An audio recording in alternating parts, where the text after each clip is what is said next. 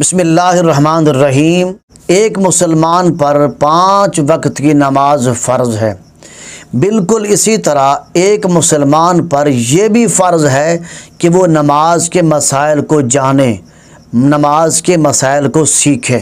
لیکن آج کل اکثر دیکھا جاتا ہے کہ اکثر لوگ 5 وقت کی نماز تو ادا کرتے ہیں، لیکن ان کو نماز کے مسائل سے واقفیت نہیں ہے، نہ تو خود سیکھتے ہیں اور نہ کسی سے سوال کر کے پوچھتے ہیں۔ تو آج ہم نماز کا ایک اہم مسئلہ بیان کرنا چاہتے ہیں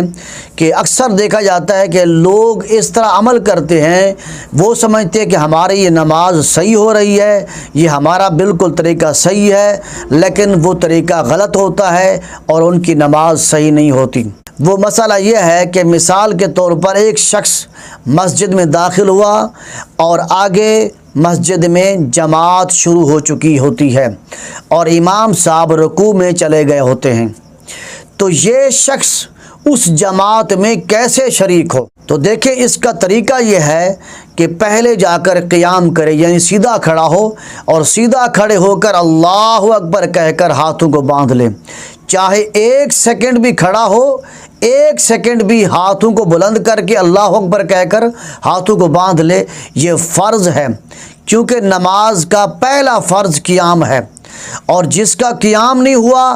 گویا اس کی نماز نہیں ہوگی، کیونکہ قیام فرض ہے نماز میں۔ تو اس کے بعد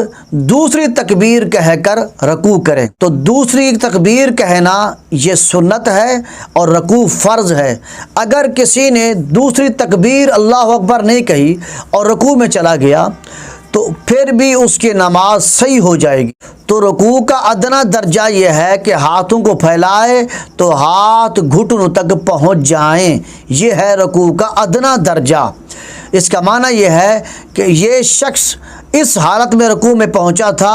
اور امام صاحب واپس پلٹنا شروع ہو گئے، ابھی امام صاحب نے سمع اللہ لمن حمدہ نہیں کہا اور یہ شخص رکوع کی اس حالت میں پہنچ چکا تھا، تو گویا اس کو یہ رکعت مل گئی، اگرچہ زبان سے سبحان ربی العظیم نہیں بھی پڑھا یا 1 مرتبہ پڑھائے اور امام صاحب نے کہہ دیا سمع اللہ لمن حمدہ، تو اس شخص کو یہ رکعت مل گئی۔ اور اس مسئلے کی دوسری صورت یہ ہے کہ ایک شخص مسجد میں داخل ہوا اور دیکھا امام صاحب رکوع کی حالت میں ہیں اور یہ جا کر اللہ اکبر کہہ کر سیدھا رکوع میں چلا گیا اور قیام نہیں کیا، تو ایسے شخص کی یہ رکعت بھی شمار نہیں کی جائے گی اور ایسے شخص کی جماعت کے ساتھ نماز بھی نہیں ہوگی۔ اور نماز کے مسائل میں سے دوسرا اہم مسئلہ یہ ہے کہ ایک شخص مسجد میں داخل ہوا اور دیکھا کہ امام صاحب التحیات میں بیٹھے ہیں،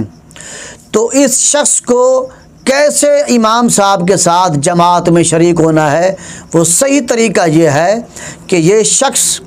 پہلے جا کر قیام کرے، کھڑے ہو اللہ اکبر کہے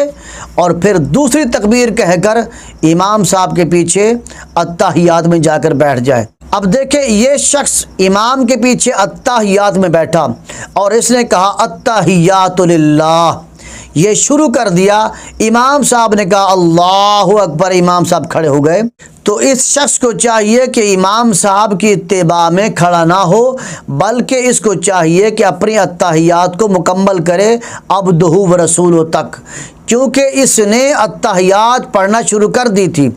ہاں، اگر اس نے التحیات ابھی نہیں پڑھی تھی، ابھی بیٹھ رہا تھا، امام صاحب کھڑے ہو گئے، تو اس کو چاہیے یہ بھی کھڑا ہو جائے، لیکن اب اس نے التحیات شروع کر دی تھی تو اب اس پر لازم ہے کہ یہ التحیات کو عبدہ و رسولہ تک پڑھ کر پھر بعد میں کھڑا ہو۔ اور نماز کا تیسرا اہم مسئلہ یہ ہے کہ ایک شخص مسجد میں داخل ہوتا ہے اور اس نے دیکھا کہ امام صاحب التحیات میں بیٹھے ہیں، تو اس شخص کو چاہیے کہ پہلے قیام کرے، سیدھا کھڑا ہو کر اللہ اکبر کہے اور پھر دوسری تکبیر کہہ کر امام صاحب کے پیچھے التحیات میں بیٹھ جائے۔ اب اس نے شروع کیا التحیات للہ،